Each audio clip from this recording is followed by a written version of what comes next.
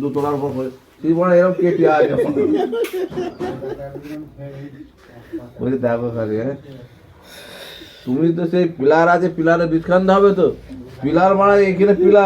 পিলারের গাতে গেঁথেছে মানে পিলার বীজ খানতে হবে তো কাত মারছে পারবে না মহিন মরে গেছে মহিন মিস্ত্রি করেছে উত্তমকে হ্যাঁ